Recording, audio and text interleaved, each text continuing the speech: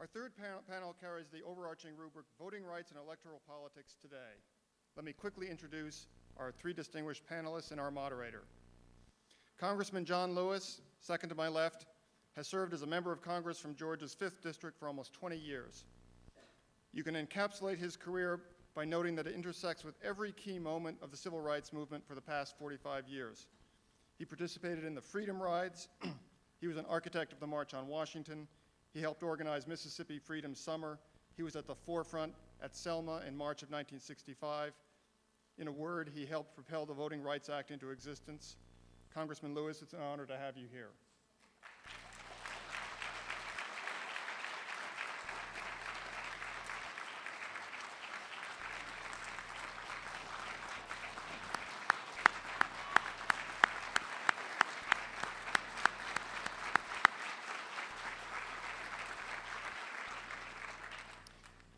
Panelist Roger Clegg, who is the third on the left here, is the Vice President and General Counsel of the Center for Equal Opportunity, a conservative research and educational institution that specializes in civil rights, immigration, and education issues. He is a veteran of the U.S. Department of Justice and worked there in various capacities, including in the Civil Rights Division. Wade Henderson, on the far left, is the Executive Director of the Leadership Conference on Civil Rights, an organization that you will always find deeply involved in national issues concerning judicial appointments, voting rights, public education, hate crimes, and a host of other issues. He has been the Washington Bureau Director of the NAACP and the Associate Director of the Washington Office of the American Civil Liberties Union. And he came here in the snow just for this and is going right back. Our moderator today is Mark Starr, the Boston Bureau Chief of Newsweek magazine and a Newsweek senior editor. In a journalistic career stretching back 30 years, Starr has covered a wide variety of subjects both at home and abroad, and including local politics and presidential campaigns. The panel will conclude at 5. Please turn your cell phones off now. Not everyone has gotten the message. Thank you all. Mark, over to you. Thank you, Cullen. Let me be one of the many today to thank the Atlantic Monthly for all that it has contributed to the city's intellectual vitality. It will be missed. Cullen, we're glad you're staying, but the magazine certainly will be missed. And I want to thank the Mass Foundation for the Humanities for sponsoring this fascinating program. I would also urge Boston, we're a contentious audience, and we're not always kind to what we perceive as the visiting team. But let's try out some courtesy today.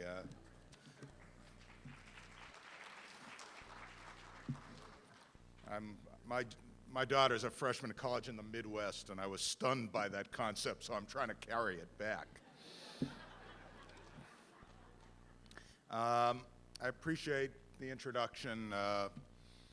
Cullen didn't mention, and I'm going to fess up, that many of my current responsibilities have to do with sports and Olympic coverage and not these weighty issues that are today. And I was going to cherry pick my resume to prove, as the Comedy Channel would say, that I have the gravitas to be here. But then I thought, you know, it's interesting. Sports really is a serious enterprise. And in this country, it is the prism through which we view many of the hot-button issues such as race, gender, drugs, unions, and view it more than any other. And when it comes to race, I guess it's a fact, but perhaps a regrettable one, that we spend more time discussing what the Air Force Academy football coach said about running backs and whether the new NBA dress code, its ban on bling, is racist, than we do debating the critical issues surrounding one of our most significant pieces of legislation in this nation's history. To keep my sports metaphor along, I'm pinch hitting for my editor today, Mark Whitaker. And I come to this plate with only one advantage over Mark.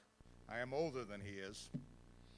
and I was of age when the Voting Rights Act was passed 40 years ago.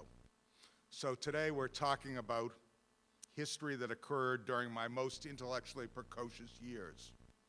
And of course, one of the few years I can still remember. Still, as an 18-year-old college freshman, I wasn't gifted with much prescience about anything, frankly.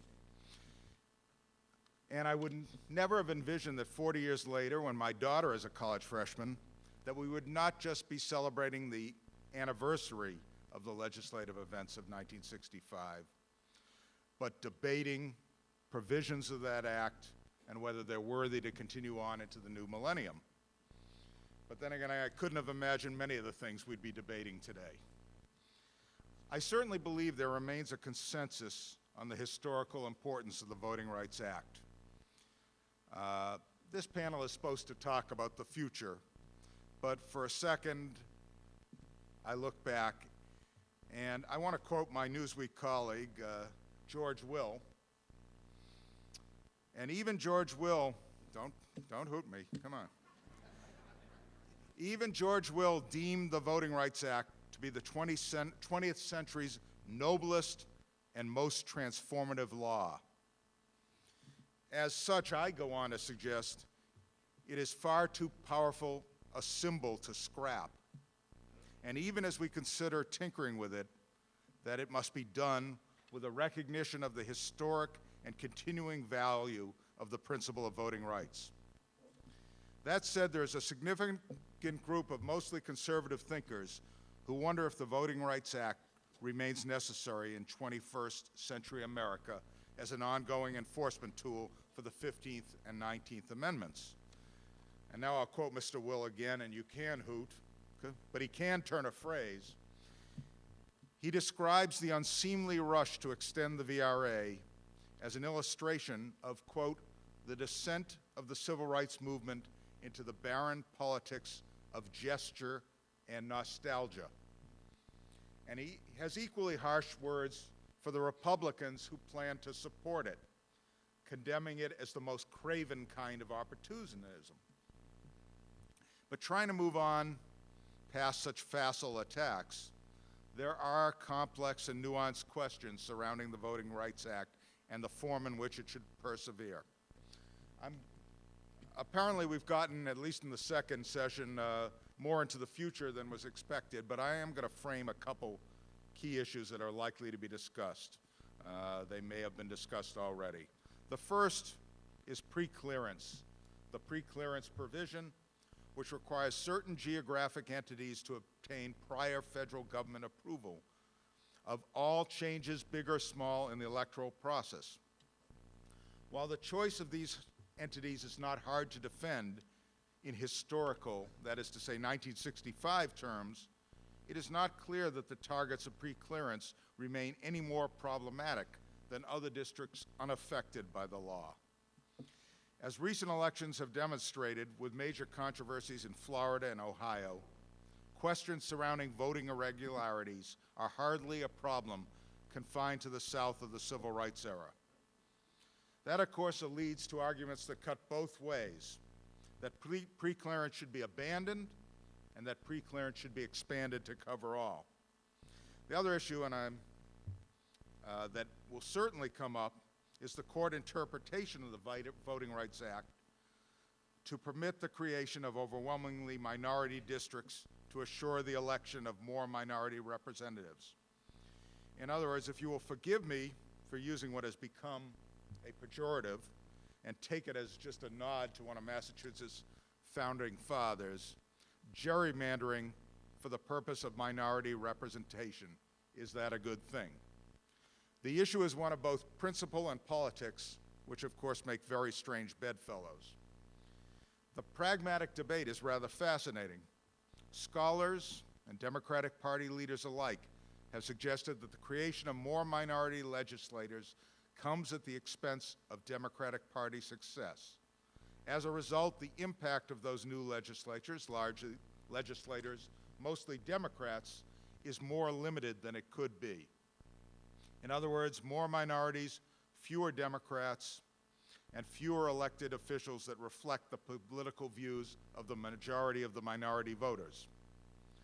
Some in the Democratic circles think it would be better served by spreading out those minority voters into more competitive districts.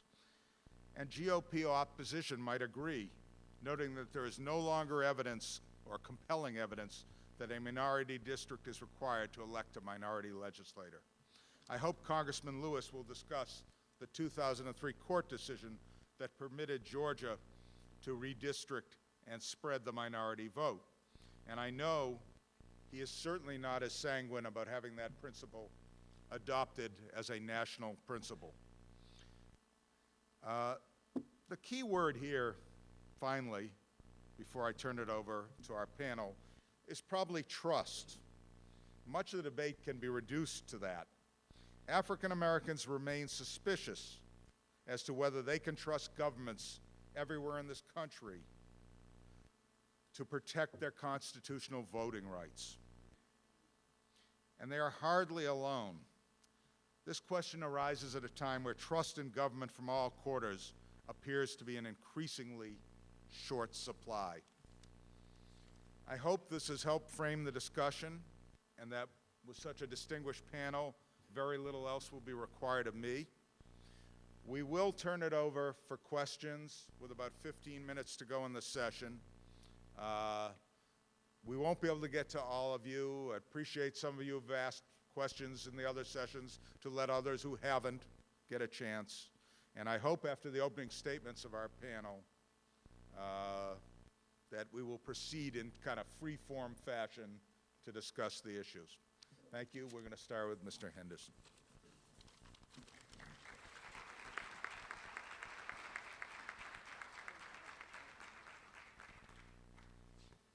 Good afternoon, ladies and gentlemen. Mark, that was a great introduction. Thank you. I want to thank Cullen Murphy of Atlantic Monthly and the Massachusetts Foundation for the Humanities for sponsoring this really important and stimulating program. And I'm extraordinarily pleased, I think we all are, to see such a wonderful audience here today. So kudos to you all for coming out. We appreciate the support. This is a panel that is supposed to look at the future of the Voting Rights Act, but of course you can't examine the future without discussing present-day circumstance and also, obviously, a bit of the past. My colleague, Patricia Williams, on the previous panel mentioned that perhaps I would not be here today, and so rumors of my absence were greatly exaggerated. I was, however, reassigned to a panel. I was supposed to have been on the panel with Patricia, and I'm delighted to have been asked to participate in a panel to discuss the future of the Voting Rights Act. I want to, if I can, divide my remarks, and I'll try to keep them very brief. I want to give a couple of anecdotes, one which sort of talks about the transformative power of the Voting Rights Act, a second which looks at a glaring omission in the human rights and civil rights fabric of our country, which cannot be addressed by the Voting Rights Act, but which is one of the issues that needs to be considered as we discuss the future. And if we have time, outline some of the other questions that I think Mark touched on and try to go in depth in doing it. Lastly, I would be remiss if I didn't respond briefly to Abigail Thernstrom's comments on Section 5 of the Voting Rights Act. So I'll try to do all of those. I'll try to keep my comments within about 5 to 7 minutes.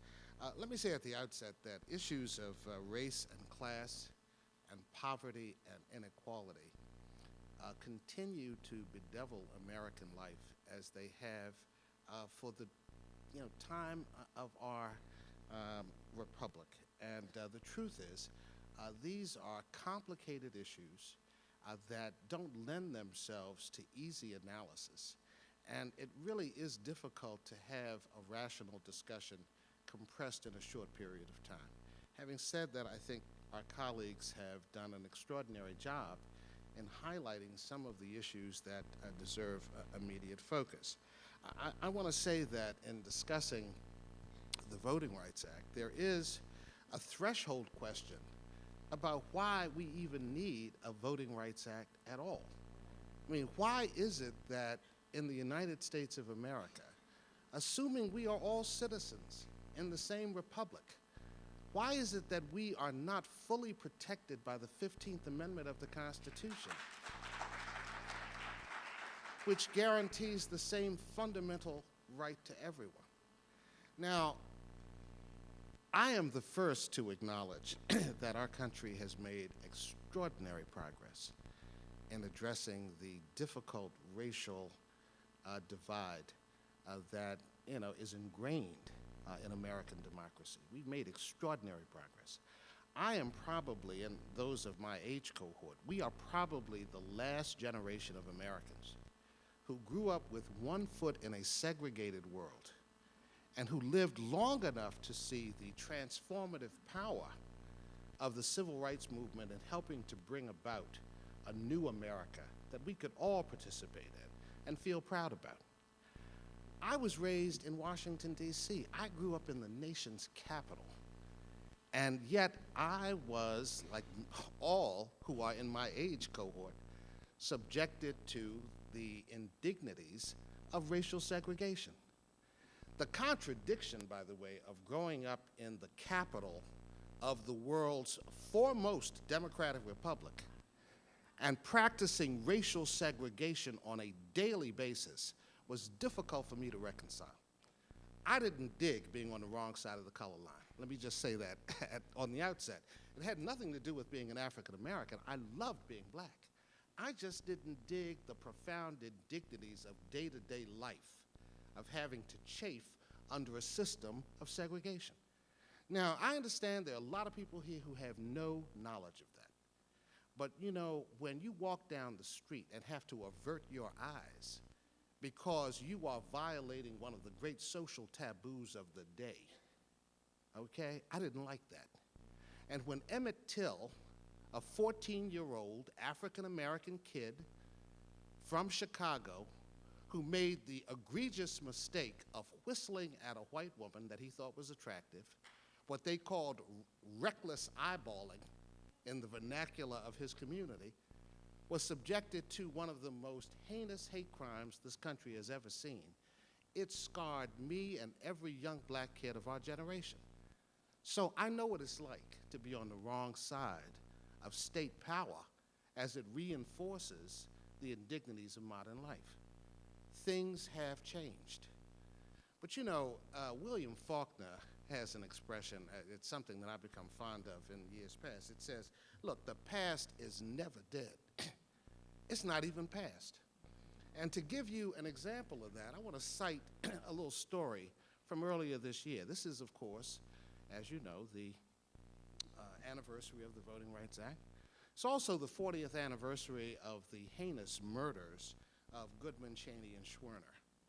These were the young men who were engaged in voter registration in Mississippi in 1965, who were murdered because they had the temerity of trying to help black people register to vote. I work as a lawyer and as a lobbyist in the nation's capital, and the organization, by the way, that I head, a coalition of over 200 organizations, was really instrumental in helping to bring about the enactment of the Voting Rights Act of 1965. I'm privileged to hold the job that I hold. But when Congress commemorated the 65 Act and the death of Cheney, Goodman, and Schwerner, someone had the genius idea of introducing a resolution in Congress that would be an apology for slavery. Now, truthfully, I don't give much stock to what I consider symbolic gestures that have no meaning and are often used as a cover for other heinous activity being perpetrated in the name of the government. I don't like those. But look, I think it's great that people want to address that in a meaningful way, and I'm the first to say I thought the resolution would pass overwhelmingly because it had no force and effect of law. Okay? I look up, and suddenly there's a decision to go for a voice vote on what should have been an issue where every member of the Senate stood up and said proudly that they would support a national apology for slavery. And when the dust cleared, and I looked at who had failed for whatever reason to stand up and be counted. I said, my God, there are a number of senators from southern states. Some, yes, most Republican, and by the way, this isn't intended as a partisan attack. I think both Democrats and Republicans are needed for the enactment of any civil rights statute. So this is not a criticism of Republicans, but it is a statement of fact that there were, unfortunately, many who were on the wrong side of this issue, including Thad Cochran and Trent Lott, Mississippi's 2 senators. So when you tell me that things have changed in American life, and they have changed, it is dangerous to romanticize the level of progress that we have made and to forget the reality of day-to-day life that was just an eye blink away. And there are many of us who are very concerned that when we forget our history and we forget the immediacy of the moment that brought us to this place in time, we do ourselves and future generations a disservice. So no, I don't believe, I don't believe that the progress has been nearly as profound, nearly as deep, and nearly as transformative as those who would argue we have made great progress would justify. And you know, I could go on and make those arguments, so that's not true. Secondly, I think there are examples of how the Voting Rights Act has changed the face of America, and I want to give you one quick story. It involves a senator by the name of Strom Thurmond. Strom Thurmond recently, in the last 2 years, he lived, by the way, to be 100, and he died shortly after his birthday, his 100th birthday. And you may recall at a birthday party, Senator Trent Lott highlighted Senator Thurmond's contribution to American politics and sort of, you know, in a nostalgic way, made remarks, which in the end cost him his position as Senate Majority Leader. So much is the power of race and the tension around some of our history that such a result would occur. I'm not condemning Senator Thurmond, nor am I condemning Senator Lott. It is, however, a statement of fact. Senator Thurmond was the Dixiecrat candidate of 1948, which means that he ran on an avowedly racist platform to be President of the United States.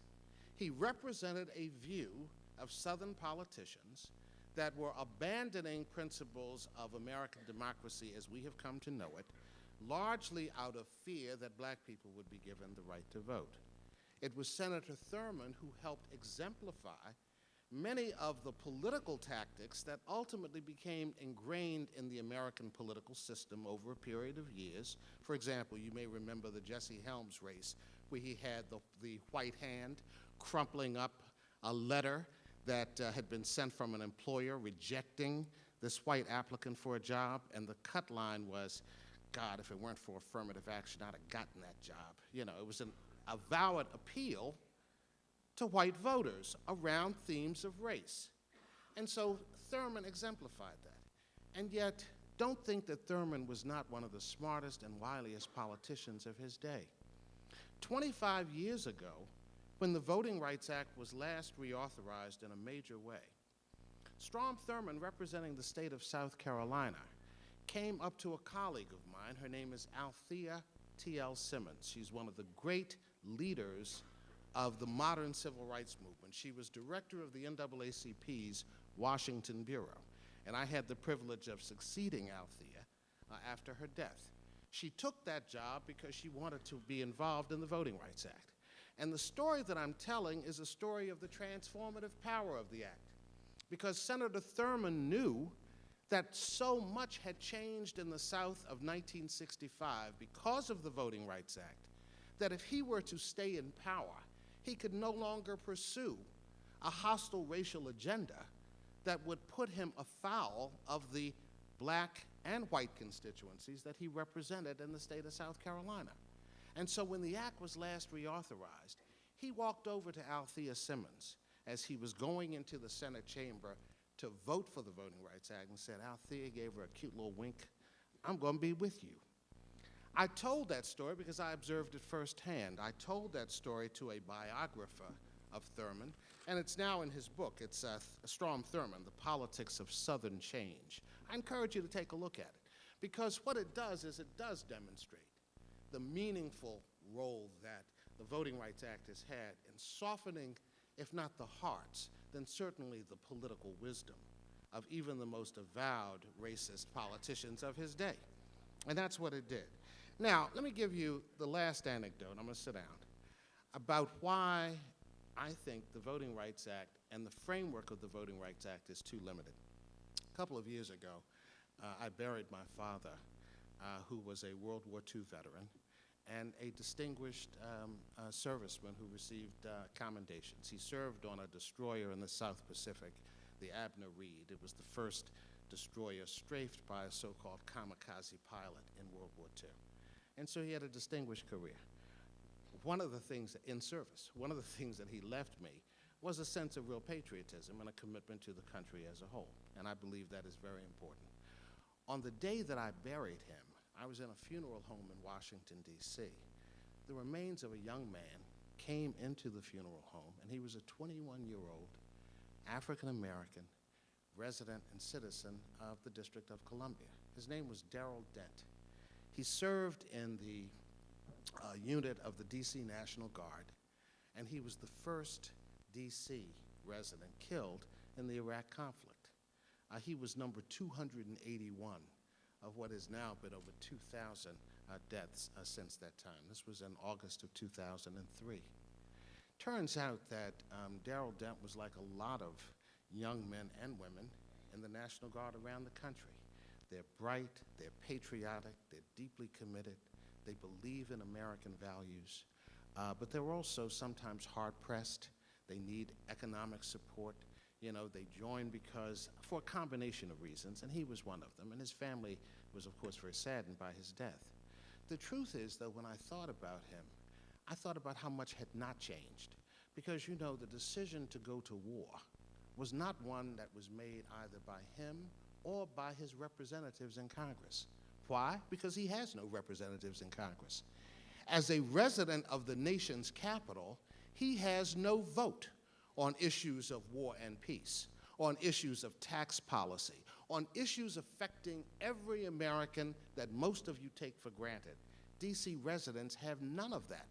We have no voting representation in the House. We have no representation whatsoever in the Senate, and it represents one of the greatest, most fundamental denials of human rights and a glaring contradiction in how America pursues its policies both at home and abroad. How the hell can we take democracy to Baghdad and we can't bring it to D.C.? It's outrageous. It's outrageous. And so it should be dealt with. Now I'm going to summarize, and I need to sit down because I've over my time. I'm sorry. Let me just mention three things about in response to Abigail Thernstrom. Abigail made some comments with respect to Section 5 of the Voting Rights Act, and I want to just challenge them as a matter of fact. First of all, Section 5, as she mentioned, she believes it's not constitutional. Well, the Supreme Court disagrees with Abigail. The Supreme Court has ruled that Section 5 is constitutional by implication in almost every case that has come before the court in recent memory that's examined the issue. Secondly, for those jurisdictions who believe that Section 5, which, by the way, is the pre-clearance provision, it requires jurisdictions that have a history, a long-standing history of discrimination, that are covered by the Act, to actually seek pre-clearance of any changes in their voting procedure from the Department of Justice before they are implemented. There is a bailout provision in the law that allows any jurisdiction that feels that it should not be covered to petition to bailout. And there has never been, or at least recently, no denial of the right of jurisdictions to bail out if they believe they're covered. The question that I asked at the outset, which is, why is the Voting Rights Act necessary? It is necessary because there still are instances where, at a given state or local level, and that's really where the Voting Rights Act meets the road, there are procedures that are changed to create discriminatory barriers to the right to vote. Look, tell this issue to Native Americans up in North Dakota who saw in the last election reservations turned into armed camps, and that's an exaggeration, but they were seriously impeded from their right to vote in an unfair and violative way. Or tell that to Chinese Americans who sought to go to the polls and in New York and discovered that materials had been printed incorrectly in their native tongue, so that they were confused about the right to exercise that ballot.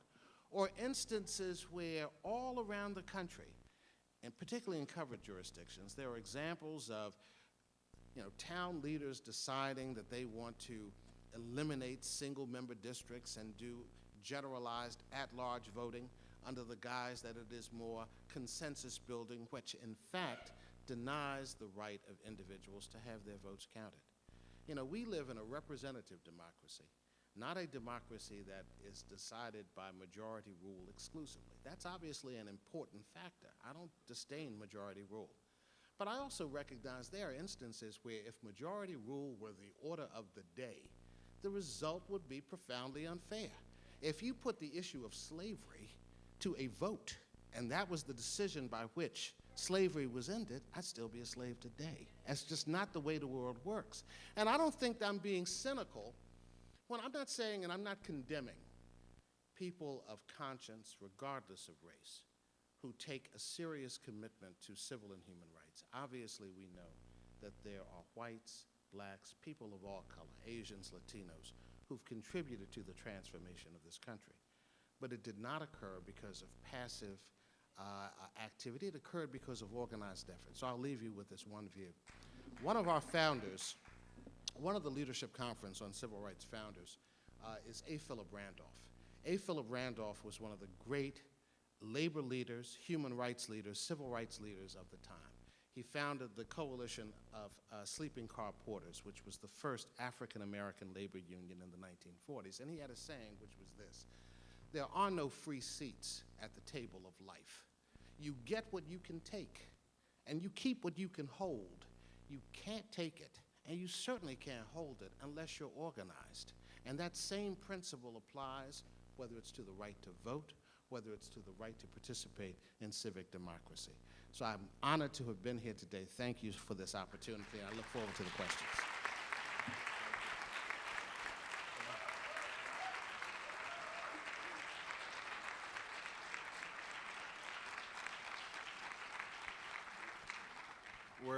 Next will be Mr. Clegg. Obviously, on an issue like this and a gentleman of this experience, it's hard to limit remarks to 5 to 7 minutes, and we're letting them go. And this, Mr. Clegg, my reminder on visiting teams.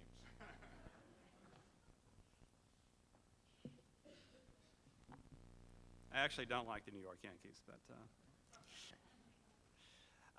thank you very much for the introduction, and I want to thank also the Massachusetts Foundation for the Humanities for sponsoring this symposium this afternoon, and to Boston College for hosting it. I want to strike a positive note on the occasion of the 40th anniversary of the Voting Rights Act. We should be extremely happy, proud. We should celebrate the passage of an act that has been transformative. And as we've heard this afternoon, many great things have happened in this country because of the passage of that act 40 years ago. In many respects, we are a different country. The core provisions, the core guarantees of the Voting Rights Act are going to continue. There is no serious opposition to them. People are not going, there is going to be a federal law, a statute that will pass unanimously, probably, that will guarantee that no individual is denied the right to vote because of race, national origin, or previous condition of servitude. This is great news. This is something to be very, very happy about.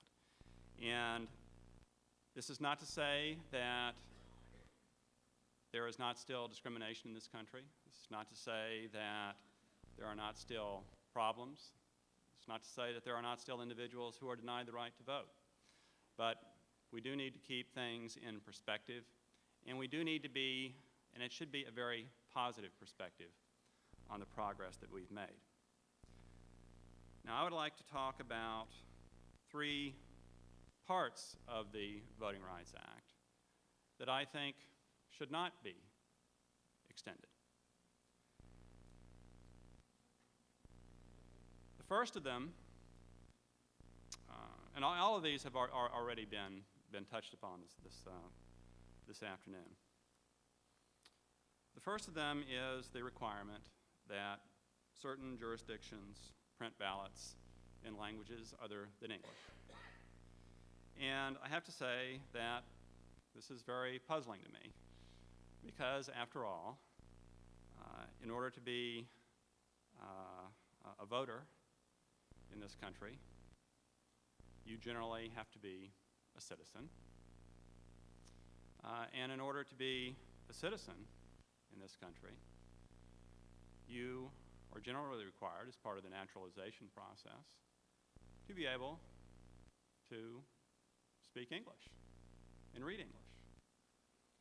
So it seems to me that the provision of ballots in languages other than English is likely to facilitate fraud, that is, voting by people who are not citizens.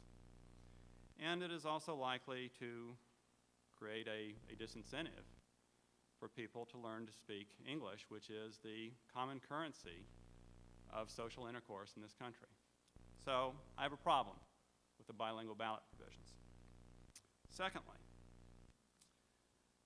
Mr. Henderson just described Section 5 of the Voting Rights Act, and as he said, what Section 5 of the Voting Rights Act says is that certain jurisdictions, before they make any change that has anything to do with voting, even something as minor as moving the voting booth from the elementary school to the high school across the street, has to go to the federal government and get permission to do that.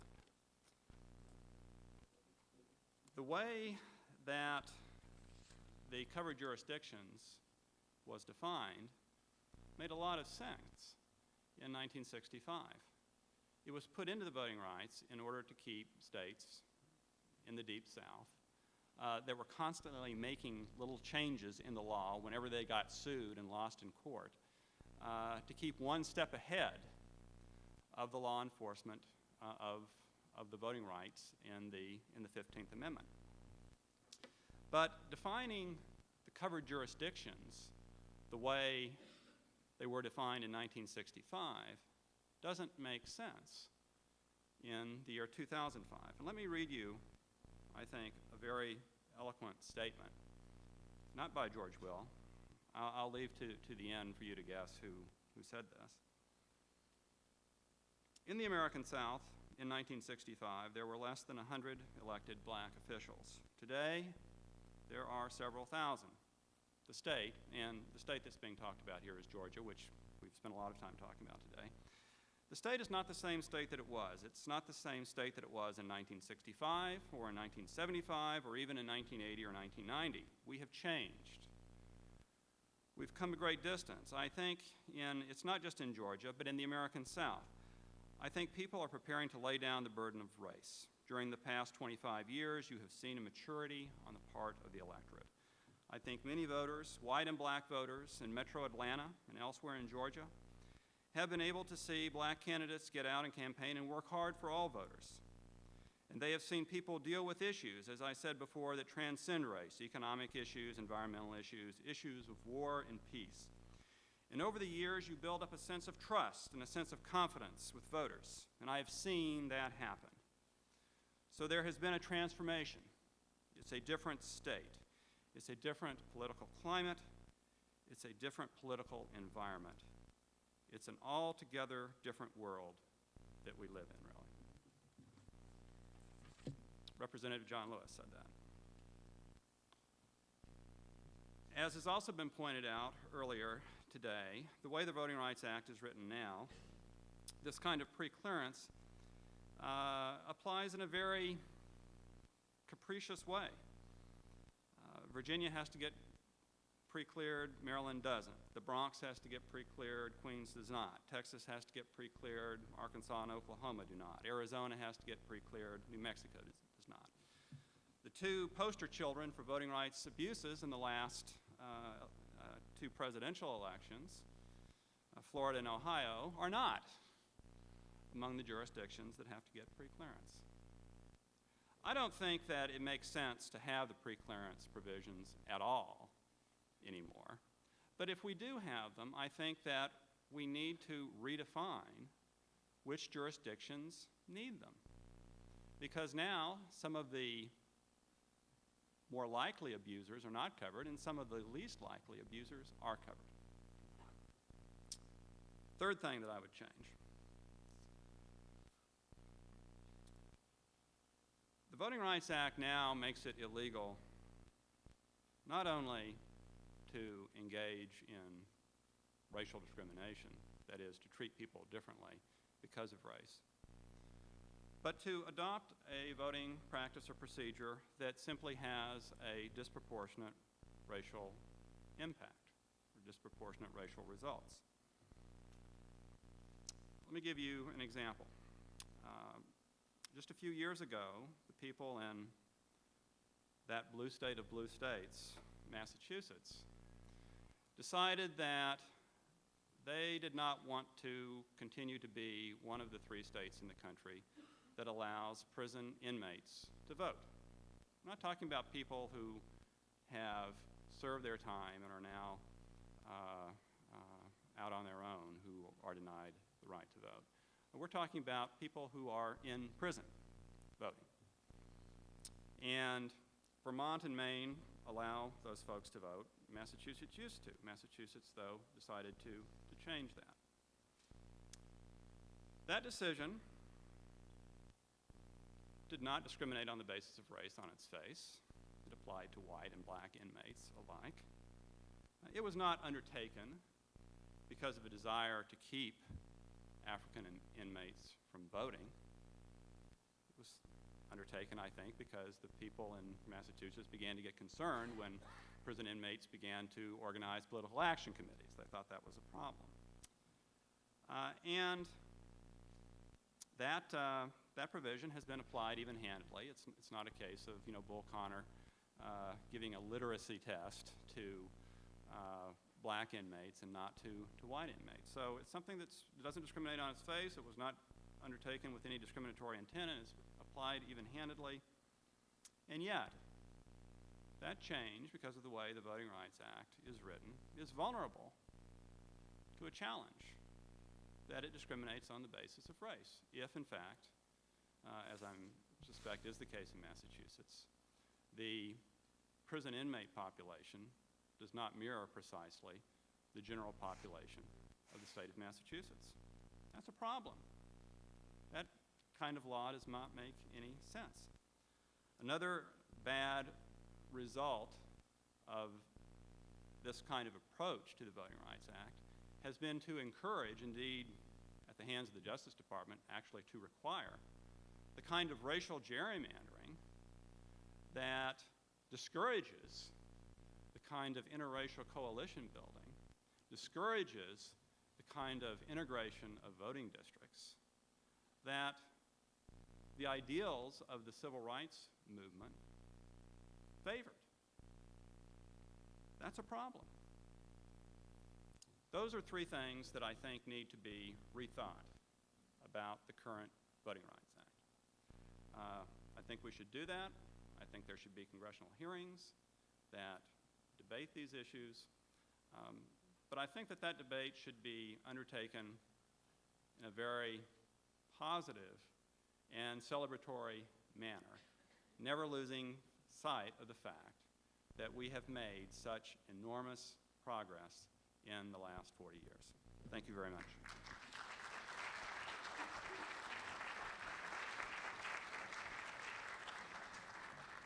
When I asked Congressman Lewis if he minded batting cleanup, he said he wasn't Hank Aaron. I'm not sure about that, Congressman.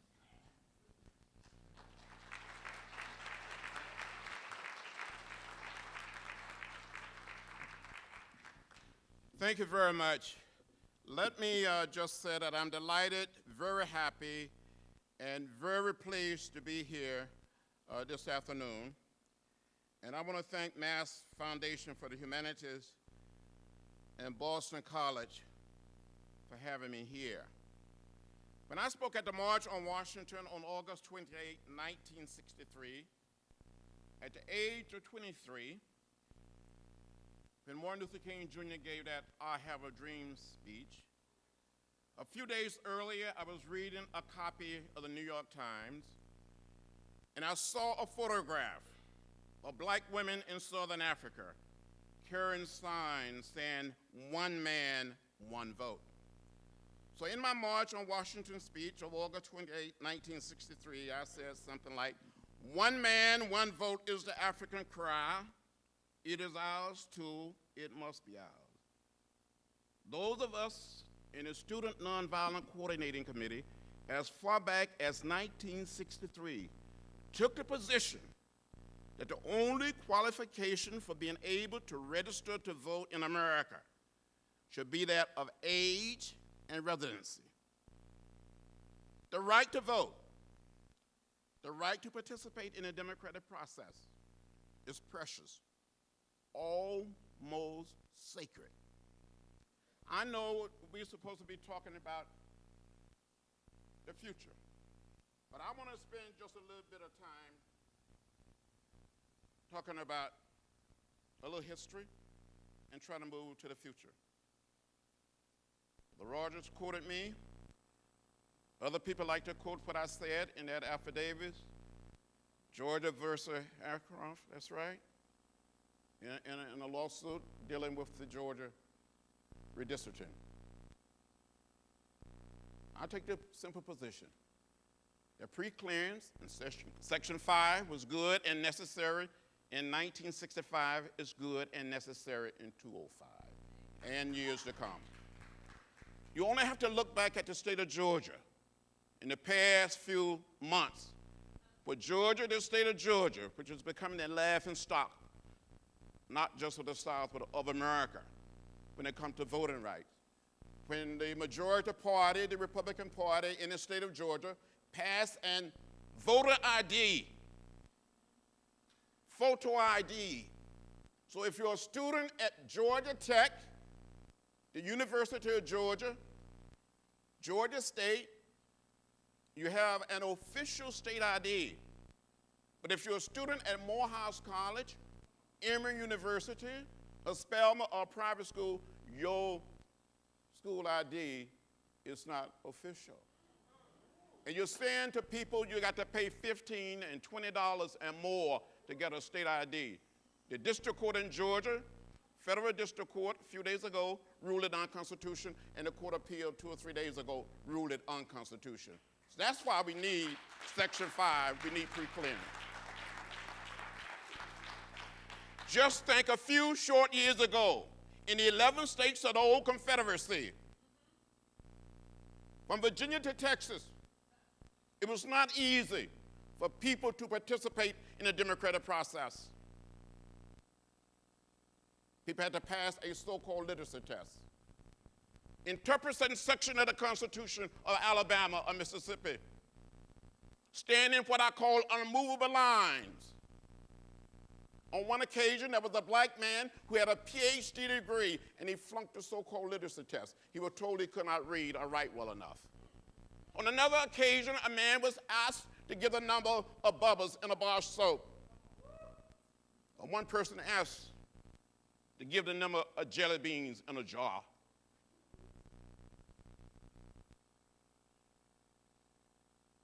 Wade Henderson made reference to the 3 young men that I knew, Andy Goodman, Mickey Schreiner, and James Shaney, involved in the effort to get people registered in the state of Mississippi when so many young people, so many students, ministers, and religious leaders came from this state and from this city. The summer night of June 21st, 1964, these 3 young men went out to investigate the burning of an African-American church that were going to be used for voter registration workshop. They were stopped by the sheriff, arrested, taken to jail. Later that same night, they were taken from jail by the sheriff and his deputy, turned over to the Klan, where they were beaten, shot, and killed. These 3 young men didn't die in Vietnam or in the Middle East, Eastern Europe, in Africa, or Central or South America. They died right here in our own country, trying to get all of our citizens to become participants in the democratic process. All across the American South, people work trying to get people registered to vote. Martin Luther King Jr. and others asked President Lyndon Johnson for a Voting Rights Act after he returned from Europe, receiving a Nobel Peace Prize in December 1964. He had a meeting with President Johnson at the White House. And the president said in so many words, Dr. King, we don't have the votes in the Congress to get a Voting Rights Act. I just signed a Civil Rights Act. Martin Luther King Jr. came back to Atlanta, met with a group of us, and said we would do it in Selma. We would write the act the same way we wrote the Civil Rights Act in Birmingham. Like the state of Mississippi, which had a black voting age population of more than 450,000, but only about 16 or 18,000 blacks were registered to vote. The city of Selma, only 2.1% of blacks of voting age were registered to vote. One little county, Lowndes County, between Selma and Montgomery, the county was more than 80% African American, but not a single registered African American voter in the county. In the city of Selma, you can only attempt to register the first and third Mondays of each month. And you had to come down to the courthouse, stand in line, go up some steps, get through a set of double doors, and get a copy of the so-called literacy test. People stood in those lines, unmovable lines. On January the 18th, 1965, when it was my day to lead a group of black men and women to the courthouse, Sheriff Clark, who was the sheriff for Selma and Dallas County, very big man, a mean man, who wore a gun on one side, a nightstick on the other side, and he carried an electric typewriter in his hand, and he didn't use it on cows. He wore a button on his left lapel that said, never. He looked at me and he said, John Lewis, you're an outside agitator. You're the lowest form of humanity. I looked at the sheriff and I said, Sheriff Clark,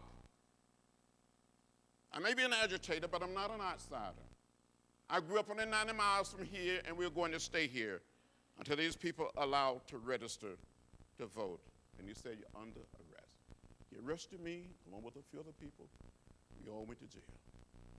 A few days later, Dr. Martin Luther King Jr. and others came to Selma. Dr. King led a group of ministers, teachers, housewives, farmers, doctors, and lawyers down to the courthouse, and more than 300 people arrested. We filled the city jail, the city stockade, the county jail. And then about 2 weeks later, in a little town called Marion, Alabama, the hometown of Mrs. Martin Luther King Jr., Mrs. Rath Abernathy, the late Mrs. Andrew Young, Jean Young. A young man by the name of Jimmy Lee Jackson was involved in a march for the right to vote that night. And a confrontation occurred. He tried to protect his mother. He was shot in the stomach by a state trooper, and a few days later, he died at the Good Samaritan Hospital in Selma. And because of what happened to him, those of us in the movement made a decision to march from Selma to Montgomery, to dramatize to the nation that we wanted the right to register to vote, to participate in the democratic process. We wanted all people to become participants. Sunday, March 7, 1965, we lined up in twos to walk in an orderly, peaceful, nonviolent fashion. About 600 of us. At that time, I had all of my hair, and I was a few pounds lighter. We came to the edge of the Edmund Pettus Bridge, a young man from Dr. King's organization by the name of Jose Williams. We were about to cross the Alabama River. Jose looked at me and said, John, can you swim? I said, no. Jose, can you swim? He said, no. And I said, there's too much water there. We're not going to jump, and we're not going back. We're going forward. And we continue to walk. I had a backpack. I was wearing backpacks before it became fashionable to wear backpacks. And in this backpack, I had 2 books. I wanted to have something to read if we were going to be arrested. I had an apple and orange. I wanted to have something to eat in jail. And since I was going to be in jail with my friends, my colleagues, and neighbors, I wanted to be able to brush my teeth, so I had toothbrush and toothpaste. We get to the top of the Edmund Pettus Bridge. Down below, we see a steel blue Alabama State Troopers. And we continue to walk. We come within hearing distance of the state troopers. And a man identified himself and said, I'm Major John Cloud of the Alabama State Troopers. This is an unlawful march. It will not be allowed to continue. I give you 3 minutes to disperse and return to your church. Less than a minute, Major John Cloud said, troopers advance. And these men came toward us, beating us with nightsticks and bullwhips, trampling us with horses and releasing the tear gas. Was hit in the head by a state trooper with a nightstick. Had a concussion at the bridge.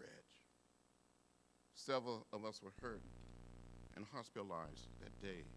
So I've come here today, one reason, and some people may call it emotional, but it's more than emotional. I gave a little blood at that bridge for the right to vote, for the right of all of us to participate in the democratic process. And one young minister from this city, Reverend James Reed, who came down on Tuesday, March 9th, 2 days after Bloody Sunday, was beaten by a group of Klans people so severely. 2 days later, he died at a local hospital in Birmingham, Alabama. So there's some history here. There's a legacy. The Voting Rights Act is still needed. We had a mayor there. When black people got to vote in Selma in 1965, they defeated Sheriff Clark in 1966. A coalition of black and white voters came together. There was a mayor by the name of Smitherman, mayor from 1964 to 2000. He used to call me a troublemaker, an outside agitator, but after black people started registering and voting, he called me one of the bravest men he ever known and one of his closest friends. So Southern white politicians started counting after the Voting Rights Act was signed into law in 1965, but he was defeated in 2000, and a young African American is now the mayor of Selma, Alabama. And there is a biracial city government. We need the Voting Rights Act, and we need Section 5. If not, we will revert back to our dangerous and dark past. So I'm not prepared to give up. I'm not prepared to give in or to give out or throw in a towel. It is my belief that this Congress, of Democrats and Republicans, and 1 or 2 independents, we're going to come together on the House side and the Senate side. We are going to reauthorize those sections of the Voting Rights Act that need to be reauthorized. We're going to do it because it is the right and necessary thing to do. There may be some debate. There may be some people who want to stand still and go back, but we're not going back. We've come too far to turn around. We must go forward as a nation and as a people.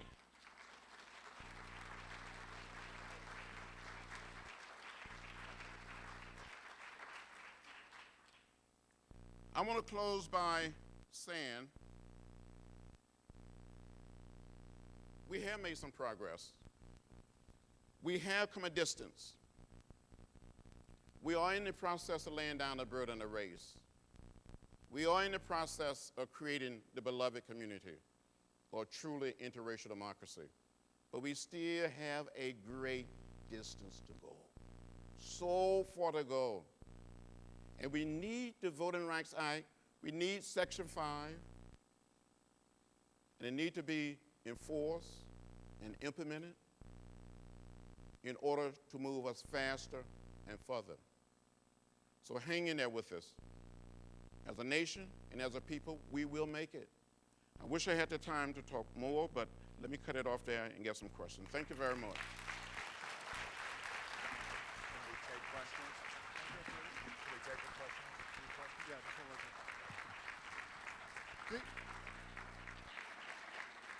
done. Please stay seated. I just had one question.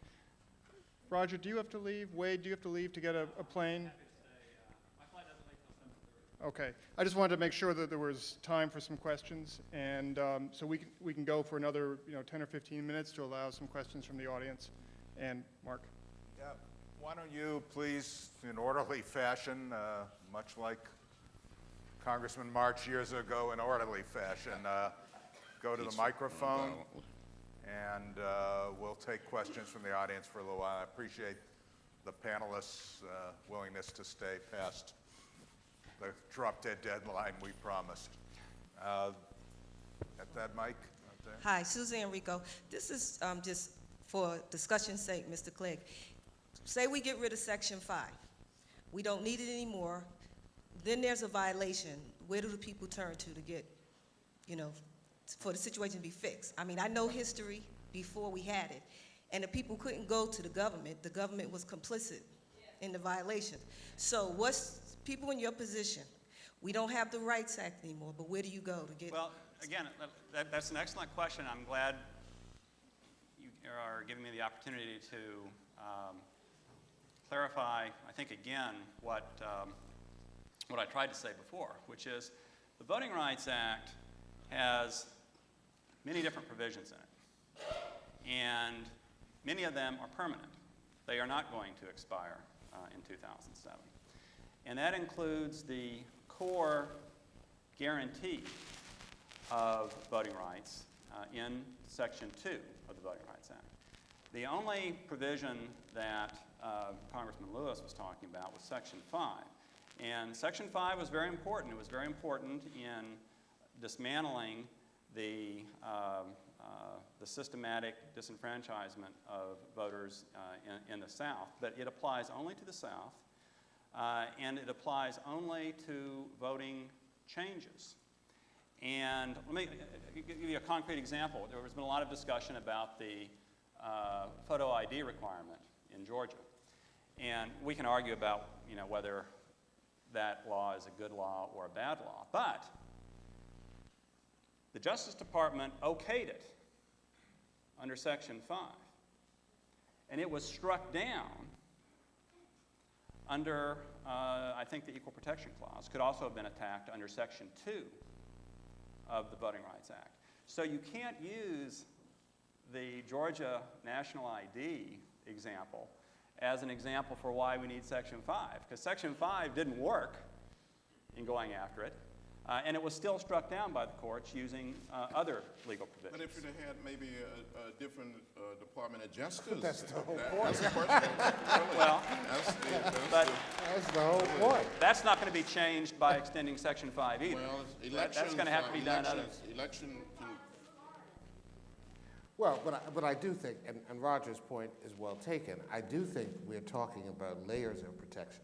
First of all, if you believe that there is no problem with racial discrimination and racial bias ingrained in our system, you would not support reauthorizing the act at all. You would take the view, wait a minute, nobody believes Roger. that, though. You would take the view that it is unnecessary to have additional protection beyond what is available to every other citizen. The reason you support reauthorizing the act, the reason I support it, is because I think that there is ample evidence that there is a continuing need. If we argue that the need may not be as pronounced as it was in 1965, we can argue that. Right. But the question is whether the protections that are needed to ensure that there are opportunities to review changes before they go into effect, it does seem to me is prudent and reasonable. particularly when you have a jurisdiction with a history of past discrimination. The problem that I have with those who make the argument that Section 5 should be weakened or eliminated is that it goes to the very heart of what the voting rights law is about. And so all other provisions, important though they may be, don't hold a candle to the essence of what Section 5 provides under the current law. Yeah, I just don't agree with that. I don't think that that is the core provision of the Voting Rights Act. I think that Section 2 is the core provision. And to answer the young lady's question, Section 2 is still going to be available to go after any kind of change anywhere in the country that denies people the right to vote because of their skin color.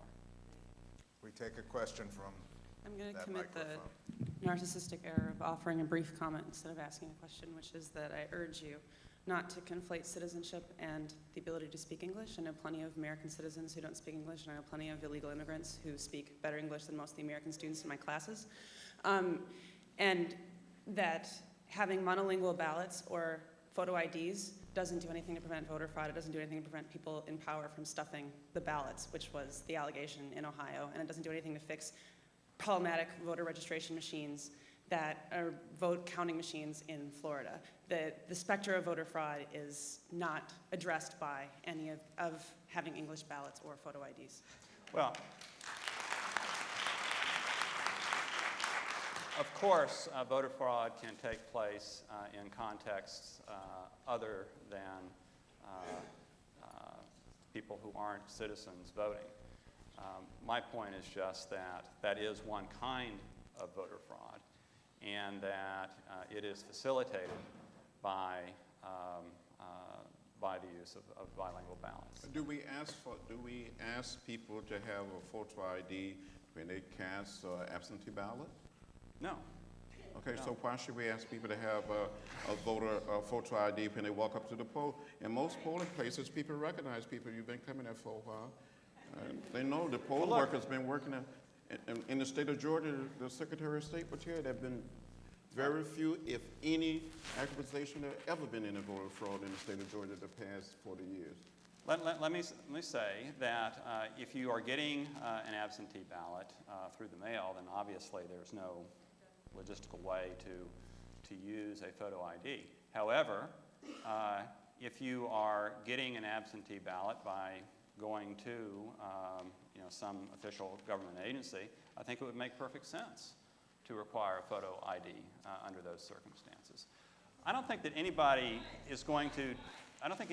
disagrees that having some kind of requirement that when people register to vote, that they are who they say they are, and that they are actual legitimate voters is unreasonable. And I don't think anybody is going to disagree that that kind of photo ID procedure can be abused, and it can become unreasonable. The question is, where do we draw the line? Because on the one hand, it's very important that all voters, legitimate voters, be able to vote. It's also very important to make sure that voter fraud does not occur.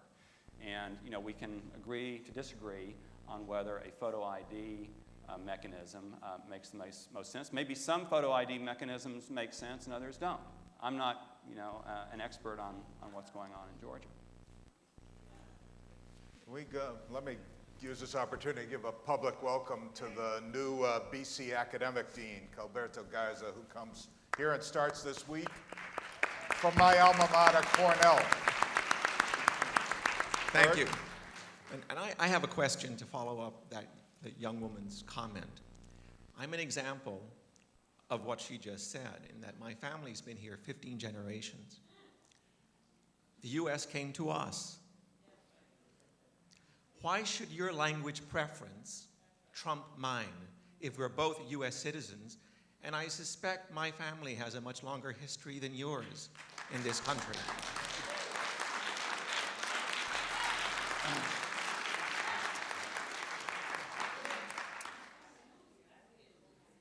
The United States is, thank God, a country that has people from many different countries, many different ethnic backgrounds, many different races. That is wonderful. And But, I was hoping for an and or I'll make it an and if you want. rather than an exclusion. But And for a multi-ethnic, multi-racial, multinational origin country to be unified and work well, we need to have certain commonalities. And one of them is an ability to communicate with one another. And that means that we need to have a common language. And for all kinds of reasons, in the year 2005 in the United States, it makes sense for that language to be English. Now, that's not to say that we shouldn't all learn other languages and appreciate other languages, and it's not to say that we should abuse people because they know other languages. But